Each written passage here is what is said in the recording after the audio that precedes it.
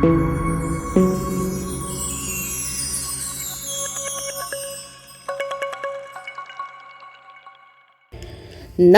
ಆತ್ಮಿಕರೇ, media house ಕನ್ನಡಗೆ ಸ್ವಾಗತ.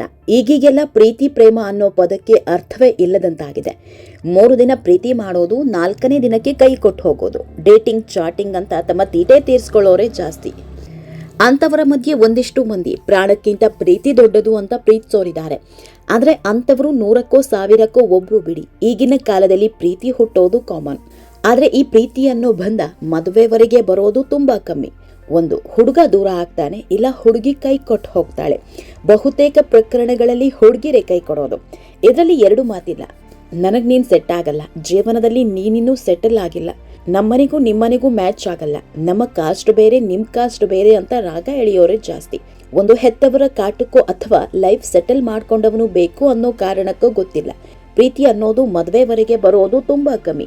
ಇದು ನಮ್ಮ ನಿಮ್ಮಂಥ ಸಾಮಾನ್ಯರಿಗಷ್ಟೇ ಸೀಮಿತ ಅಲ್ಲ. ಅದು ಸಿನಿಮಾ ಮಂದಿಯೇ ಆಗಲಿ, ಸೆಲೆಬ್ರಿಟಿಯೇ ಆಗಲಿ, ಎಲ್ಲರ ಲೈಫಲ್ಲೂ ಇಂಥ ಘಟನೆಗಳು ಆಗಿದ್ದು ಜಾಸ್ತಿ. ಬೇರೆ ಯಾರೆಲ್ಲ ಯಾಕೆ, ನಟ ತ್ರಿವಿಕ್ರಮ್ ಬದುಕಲ್ಲೂ ಆಗಿದ್ದಿದೆ. ತ್ರಿವಿಕ್ರಮ್ ಇನ್ನೂ ಜೀವನದಲ್ಲಿ ಸೆಟಲ್ ಆಗಲಿಲ್ಲ ಅನ್ನೋ ಒಂದೇ ಒಂದು ಕಾರಣಕ್ಕೆ ಹುಡುಗಿ ಬ್ರೇಕಪ್ ಮಾಡ್ಕೊಂಡಿದ್ಲಂತೆ. ಜೀವಕ್ಕೆ ಜೀವ ಅಂತಿದ್ದವಳೇ ತ್ರಿವಿಕ್ರಮ್ರನ್ನ ಬಿಟ್ಟು ಬೇರೊಬ್ಬರನ್ನ ಮದುವೆಯಾಗಿದ್ದಾರಂತೆ. ಫಾರ್ ದಿ ಫಸ್ಟ್ ಟೈಮ್ ಇದೆಲ್ಲದ್ರ ಬಗ್ಗೆ ತ್ರಿವಿಕ್ರಮ್ ಮನಬಿಚ್ಚಿ ಮಾತನಾಡಿದ್ದಾರೆ. ತ್ರಿವಿಕ್ರಮ್ ಅವರ ಲವ್ ಸ್ಟೋರಿ ಬಗ್ಗೆ ಇವತ್ತಿನ ವಿಡಿಯೋದಲ್ಲಿ ಹೇಳ್ತಾ ಹೋಗ್ತೀವಿ. ನಮ್ಮ ಚಾನೆಲ್ನ ನೀವಿನ್ನೂ ಸಬ್ಸ್ಕ್ರೈಬ್ ಮಾಡಿಲ್ಲ ಅಂದರೆ ಮಿಸ್ ಮಾಡಬೇಡಿ, ಈಗಲೇ ಸಬ್ಸ್ಕ್ರೈಬ್ ಮಾಡಿ. ಈ ವಿಡಿಯೋವನ್ನು ಕೊನೆಯವರೆಗೂ ನೋಡಿ, ನಿಮ್ಮ ಅನಿಸಿಕೆಗಳನ್ನು ಕಮೆಂಟ್ ಮಾಡಿ. ಆತ್ಮೀಯರೇ, ಈಗೀಗೆಲ್ಲ ಕಾಲ ಬದಲಾಗಿದೆ. ಹೆಣ್ಮಕ್ಳು ಮದುವೆಯಾಗುವ ಮುನ್ನ ತನ್ನ ಕೈ ಹಿಡಿಯುವ ಹುಡುಗನ ಆಸ್ತಿ, ಅಂತಸ್ತು, ಸ್ಥಾನಮಾನ ನೋಡೋರೇ ಜಾಸ್ತಿ. ಅದು ಜನಸಾಮಾನ್ಯರೇ ಆಗಲಿ, ಸಿನಿಮಾ ರಂಗದಲ್ಲಿ ಕನಸೆಂಬ ಕುದುರೆಯನ್ನೇರಿದ ಕಲಾವಿದರೇ ಆಗಲಿ. ಹಣ ಇದ್ರೆ ಮಾತ್ರ ಇಲ್ಲಿ ಸಂಬಂಧ ಅನುಬಂಧ ಇಲ್ಲ.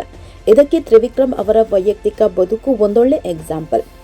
ಬಿಗ್ ಬಾಸ್ ಕನ್ನಡ ಕಾರ್ಯಕ್ರಮದ ಮೂಲಕ ಹೊಸ ಬದುಕು ಶುರು ಮಾಡಿರೋ ತ್ರಿವಿಕ್ರಮ್ ತನ್ನ ಲವ್ ಮತ್ತು ಬ್ರೇಕಪ್ ಸ್ಟೋರಿಯನ್ನ ತೆರೆದಿಟ್ಟಿದ್ದಾರೆ. ಇದು ಸುಮಾರು 2-3 ವರ್ಷದ ಹಿಂದಿನ ಸ್ಟೋರಿ.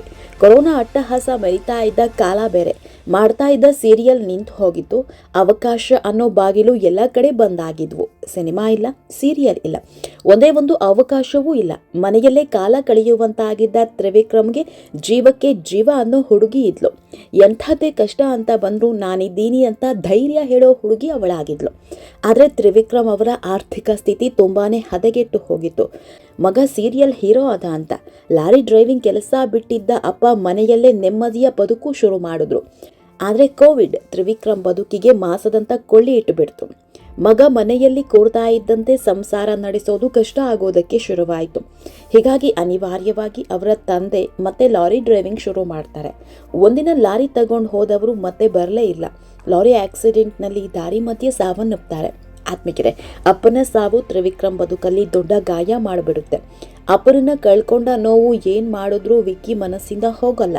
ನನಗೆ ಕೆಲಸ ಇಲ್ಲದೆ ಇದ್ದಿದ್ರಿಂದಲೇ ನನ್ನಪ್ಪ ಸಾವನ್ನಪ್ಪಿದ್ರು ಅನ್ನೋ ಕೊರಗು ಕಾಡೋದಕ್ಕೆ ಶುರುವಾಗುತ್ತೆ. ಹೀಗೆ ತಂದೆಯನ್ನ ಕಳ್ಕೊಂಡು 6 ತಿಂಗಳಾಗಿತ್ತು ಅಷ್ಟೇ. ಇದೇ ಹೊತ್ತಲ್ಲೇ ಪ್ರಾಣಕ್ಕೆ ಪ್ರಾಣ ಅಂತ ಪ್ರೀತಿಸಿದ್ದ ಹುಡುಗಿ ಜೊತೆಗಿನ ಲವ್ ಕೂಡ ಬ್ರೇಕಪ್ ಆಗುತ್ತೆ. ಅದು ತ್ರಿವಿಕ್ರಮ್ ಬದುಕಲ್ಲಿ ನೆಲೆ ಕಾಣಲು ಒದ್ದಾಡ್ತಾ ಇದ್ದ ದಿನಗಳು. ಇದೇ ಟೈಮ್ನಲ್ಲಿ ಪ್ರೇಮಾಂಕುರವಾಗಿತ್ತು. ವಿಕ್ಕಿ ಪ್ರೀತಿ ಮಾಡ್ತಾ ಇದ್ದ ಹುಡುಗಿ ದೊಡ್ಡ ಕಂಪನಿಯಲ್ಲಿ ಕೆಲಸ ಮಾಡ್ತಾ ಇದ್ರು. ಆದರೆ ಯಾವತ್ತೂ ಕೂಡ ನಾನು ಪ್ರೀತಿಸಿದ ಹುಡುಗ ಸೆಟಲ್ ಆಗಬೇಕು, ಸೆಟಲ್ ಆದವರನ್ನೇ ಪ್ರೀತಿ ಮಾಡಬೇಕು ಅಂದ್ಕೊಂಡವರಲ್ಲ. ಲೈಫ್ನಲ್ಲಿ ಸೆಟಲ್ ಆಗಲ್ವಾ, ನಿನಗೊಂದು ಕೆಲಸ ಬೇಡವಾ, ಹಾಗೆ ಹೀಗೆ ಅಂತ ಯಾವತ್ತೂ ಕೂಡ ಒತ್ತಡ ಹೇರಿರಲಿಲ್ಲ. ಹುಡುಗಿ ಮನೆ ಕಡೆ ಕೂಡ ತುಂಬಾ ಚೆನ್ನಾಗಿದ್ರು. ಹೀಗಾಗಿಯೇ ಏನೋ ಮಗಳ ಪ್ರೀತಿ ವಿಷಯಕ್ಕೆ ಅವರ ತಂದೆ ತುಂಬಾನೇ ಸ್ಟ್ರಿಕ್ಟ್ ಆದ್ರು. ಯಾವುದೇ ಹೆತ್ತವರಿಗಾದ್ರೂ ಇದೊಂದು ಆಸೆ ಇದ್ದೇ ಇರುತ್ತಲ್ವ, ನನ್ನ ಮಗಳನ್ನ ಮದುವೆ ಆಗೋನು ಸಿರಿವಂತ ಆಗಿರಬೇಕು, ಗುಣವಂತ ಆಗಿರಬೇಕು ಅಂತ. ಈಗೀಗ ಗುಣವಂತನಿಗಿಂತ ಸಿರಿವಂತನೇ ಬೇಕು ಅನ್ನೋರು ಜಾಸ್ತಿ. ಇದು ವಿಕ್ಕಿ ಪ್ರೀತಿಗೆ ದೊಡ್ಡ ಹೊಡೆತ ಕೊಡೋದಕ್ಕೆ ಶುರುವಾಯಿತು. ಆತ್ಮಿಕರೇ, ಯಾವಾಗ ಹುಡುಗಿ ಮನೆಯಲ್ಲಿ ಆಗೋದಿಲ್ಲ ಅನ್ನೋ ಹಂತಕ್ಕೆ ಬಂದ್ರು, ನಿಮ್ಮ ಪ್ರೀತಿ ಗೆಲ್ಲಲ್ಲ ಅನ್ನೋದು ಇಬ್ಬರಿಗೂ ಗೊತ್ತಾಗಿತ್ತು. ಹೀಗಾಗಿ ಇಂದೆಲ್ಲ ನಾಳೆ ಹಣಕಾಸಿನ ವಿಷಯವಾಗಿ ನಮ್ಮ ಪ್ರೀತಿ ಮಧ್ಯೆ ಅಂತರ ಸೃಷ್ಟಿ ಮಾಡಬಹುದು ಅನ್ನೋ ಭಾವನೆ ಇಬ್ಬರಲ್ಲೂ ಬರೋದಕ್ಕೆ ಶುರುವಾಯಿತು. ಹೀಗಾಗಿ ಇಬ್ರು ಕೂತು ಮಾತನಾಡಿ ಒಂದು ಡಿಸೈಡ್ಗೆ ಬರ್ತಾರೆ. ಇವತ್ತಿಗೆ ಈ ಪ್ರೀತಿಯನ್ನ ನಿಲ್ಲಿಸೋಣ ಅನ್ನೋ ನಿರ್ಧಾರ ಮಾಡ್ತಾರೆ. ಅವತ್ತೇ ಕೊನೆ. ಮತ್ತೆಂದು ಪ್ರೀತಿ ಗೀತಿ ಅಂತ ಹೋಗ್ಲಿಲ್ಲ.